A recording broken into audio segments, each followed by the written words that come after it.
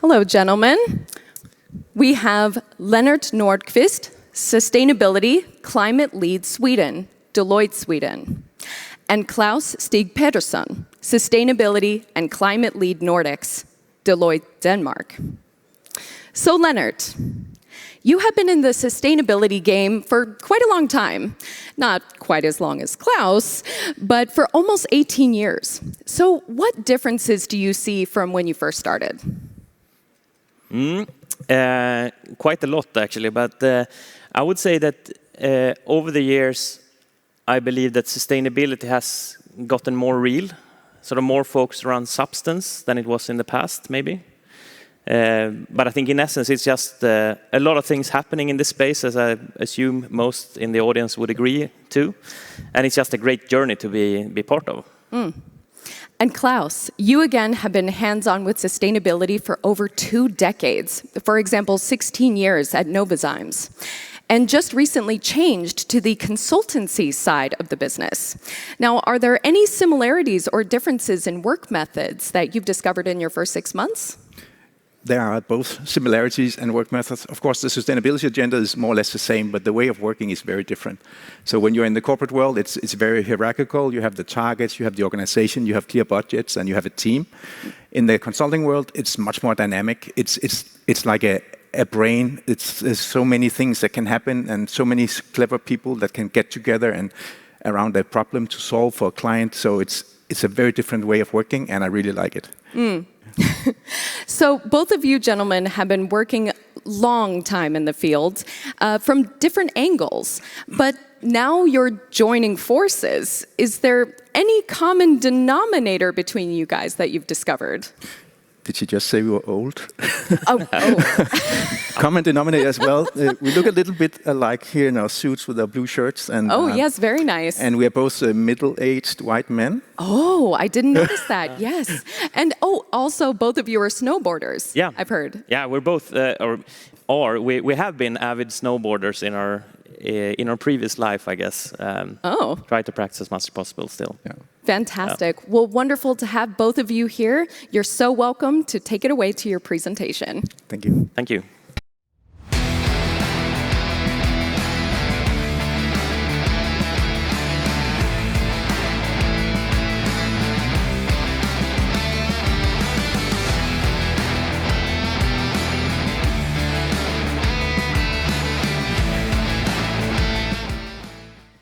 Great, thank you. What a crowd.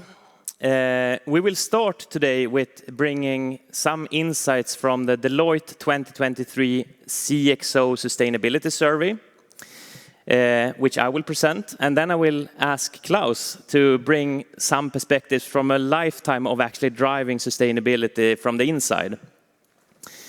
Just briefly about the survey before we start. This has included engagement with over 2,000 respondents in 24 different countries. About 50% in EMEA and predominantly then in Europe. In the Nordics, there have been about 145 respondents. So we have a clear or quite good material to go from. But looking at what the key takeaways are from this survey, I would probably summarize them as follows. So climate remains a top priority for companies. Companies are experiencing a broad stakeholder pressure from a wide variety of stakeholders. And companies are taking action, but struggling a bit.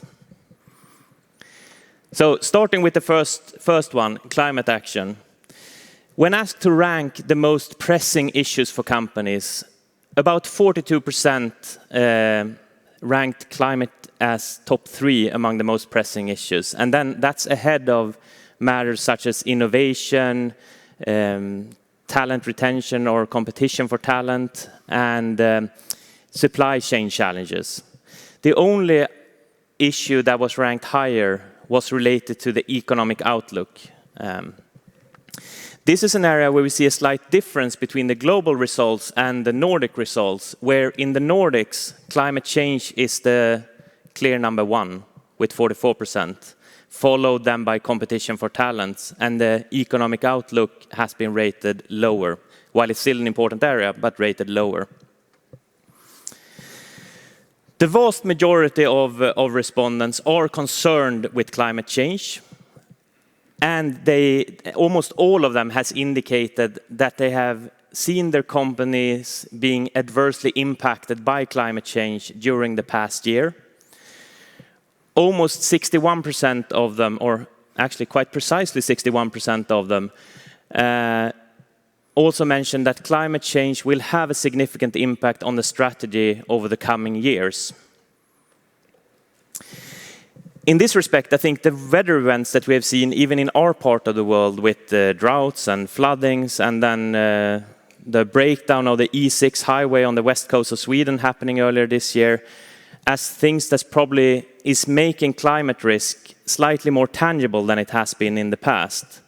So I think, to summarize this, I think climate risk is getting a bit more real than it has in the past. Ending on a positive note around this, almost 80% of the respondents are feeling optimistic or very optimistic that we will actually make the things necessary, and we'll do the things necessary to actually mitigate the worst impacts of climate change. So that's a positive. If we look at the Nordics, we are slightly more worried and slightly less optimistic than the global average.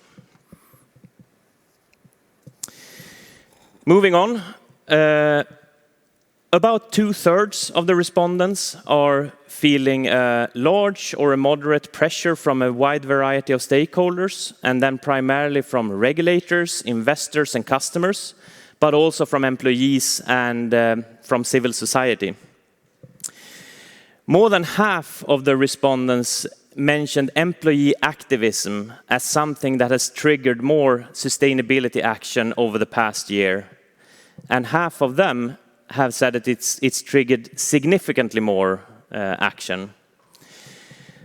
More than half has also said that the changes in the regulatory environment has driven more climate action over the past year. And here I would say that we have probably just seen the tip of the iceberg, just reflecting on the challenges posed and the efforts put in by companies to take on this steady flow of new requirements coming out of the EU, for example. Take the EU taxonomy, the CSRD, and the likes. So this is likely something that will be going on. Lastly, about actions. What the survey indicates is that companies are taking action, a lot around using more sustainable materials, working with increased energy efficiency, training of employees, and developing new climate-friendly products and services. So that's good.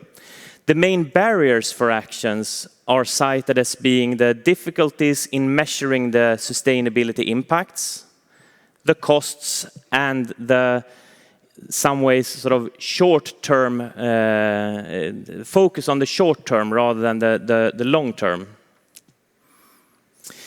In this respect, it's relevant to reflect on the why. Sort of what is the rationale for companies to take action, and what are the benefits that companies want to reap from the actions you take in relation to sustainability. As you see on the screen, these are some top 5 and bottom 5 areas. But looking at the top 5 benefits that companies have ranked when it comes to what they want to get out of their sustainability efforts, these are very much focused on the softer aspects, like brand and reputation, customer satisfaction, employee morale, etc. But many companies have a much harder time actually identifying the tangible financial benefits of the sustainability actions that you take. This is not necessarily surprising. It is challenging, but it's still important to reflect, given that this could indicate that the sustainability actions still are very much focused on brand building and strengthening stakeholder relationships, which is good, but that that companies struggle with actually setting the business case for the actions. So that is what we're going to say around the survey. But here I would like to invite Claus. And just based on your experience, what are your reflections on the survey results?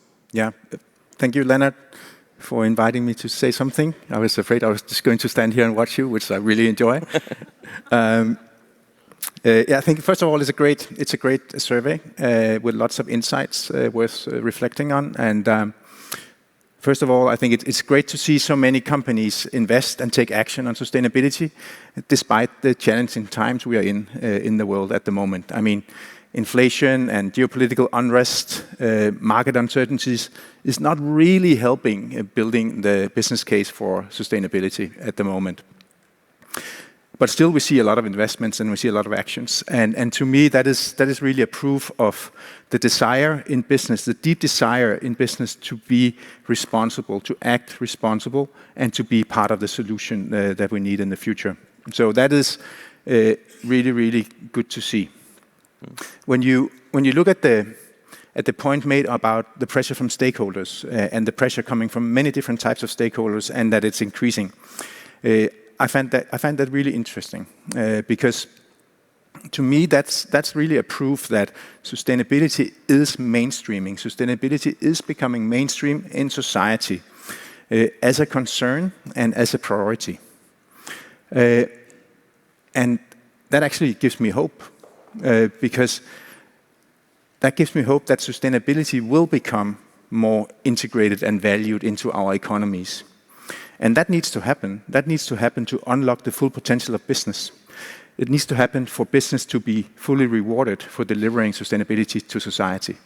And there is so much more we can do in business when we have the opportunity to solve environmental and social problems with business models. So I'm hopeful and I'm happy, and I think the report shows us that we are moving in the right direction. Good. Yeah. But drilling in a bit on that, sort of based on your experience, we saw this with the short-term thinking versus the long-term thinking. What would you say is important when balancing this short-term shareholder interest with the more long-term sustainability strategy? So it's now you want this one-size-fits-all quick solution? Yes, please. Okay, good. And that, of course, doesn't exist. The challenge between the short term and the long term is a classic in most business processes, but certainly in sustainability. It's fair to say that many businesses are already investing quite a lot in optimizing their operations and their supply chains. They take out a lot of savings, they cut costs, and the payback time on these investments are relatively short. It's simple, it's easy. There's rarely a conflict between the short and the long term. But when we look at the more market-based strategic investments in sustainability, investments in innovation, investments in new business development, then the picture is a little bit more messy and unclear. And that's actually sad because when you really look at the big perspectives, the long-term big perspectives, the opportunities are so big, they're so bold, and they are almost clear what it is we need to do in business. However, as I alluded to just before, sustainability is not yet sufficiently integrated with our economies. If it was the case, then the products and solutions that was best for the world would also be the cheapest solutions that all consumers would prefer and buy. But that's not the case. And it's still only the privileged niche of people that is willing to pay premium prices for sustainability. So that is a problem. And that is, I think, the core of why there's so many challenges in business to balance the long term and the short term. We know what the right things to do in the long term is. We believe there is a long-term business case. But short term, it's hard. It's hard to get the return on these investments. So there is really no one-size-fits-all solution to this. It is a constant struggle to find the balance and the right way to go forward inside the company when you have these discussions with your investors and the board and other key stakeholders in this. But I think there's one key thing to remember when you have these conversations, and that is that the value return from sustainability actions and investments is so much larger than the cool cash and the dollar profits. there is a lot of different currencies that needs to be included to get the full value picture. The value of brand equity, the value of attracting and retaining investors, the value of attracting, retaining and motivating your talent, the value of having good relations to key stakeholders in the system you're trying to do business.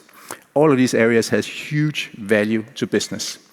It's more intangible than the cool cash value, but it's very valuable, and the value of that is growing, and it has to be included in the picture you paint when you want to understand the full value of sustainability investments. And I think that can help overcome some of the discussions between short and long term. Good. So I guess finishing off, what would be your top 3 tips for businesses going forward that you could share with the audience? Yeah. I'd actually like to start with the 3 areas that you put on the screen. Because climate, you talked about climate and that this continue to be a priority, and we have to keep that a priority. It's so important that we continue to struggle and drive towards more climate-friendly solutions coming from business. And then we need to prepare for the next big transformative wave that is coming our way, and that is the biodiversity agenda. The biodiversity agenda is just about to explode. There's so much happening at UN level, at EU level, at national level. This is going to be the next big priority among regulators, investors, consumers, and talents. So keep focus on the climate agenda, keep driving, keep investing for it, and start preparing to ride the next big transformative wave that's coming, which is biodiversity. The second point you mentioned is this growing pressure from stakeholders. And it's not going to go away. It's only going to grow as stakeholders increasingly care about sustainability as a priority, as a concern, something they want to see changes to. So it's not going to go away. So the best thing we can do in business is to learn to love it. Because when you think about it, this pressure coming from the stakeholders, I mean, that's a sign of interest and a sign of care. Like we care about sustainability, they care about sustainability. There's a lot of energy in this pressure. And where there's energy, there's often opportunities. So maybe this pressure is an opportunity to turn it around and make the source of the pressure maybe an annoying NGO or a policymaker or a regulator that is about to develop a stupid regulation. Maybe that pressure is an opportunity to form a partnership and collaborate with the NGO for innovation and communication, collaborate with the authorities and the policymakers to get the regulations right so that it drives what it needs to drive in society. And then last but not least, you say many are struggling. And yes, it is a struggle. It is not easy. We are in new territory and we all have to learn a lot, but we have to continue. And I think that what will give us the energy to continue is when we remind ourselves about those huge rewards at the end of the tunnel. The challenges we're trying to solve by integrating sustainability in business are so big. The trends and the drivers to get these challenges solved are so big.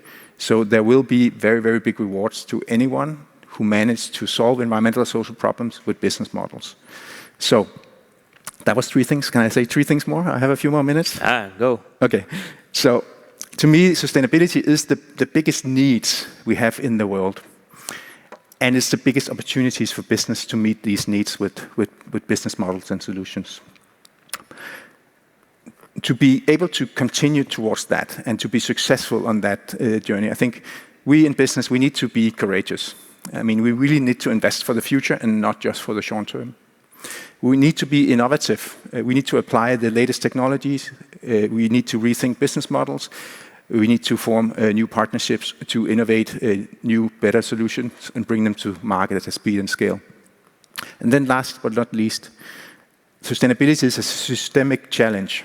And solutions has to be, orchestrated and driven as systemic solutions.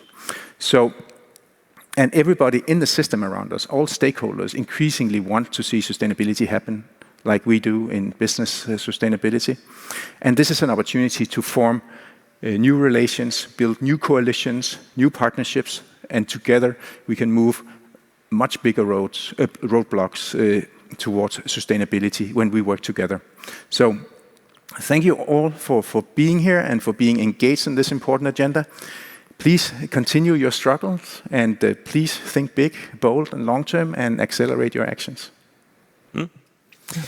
With that, I would say thank you and back to the studio.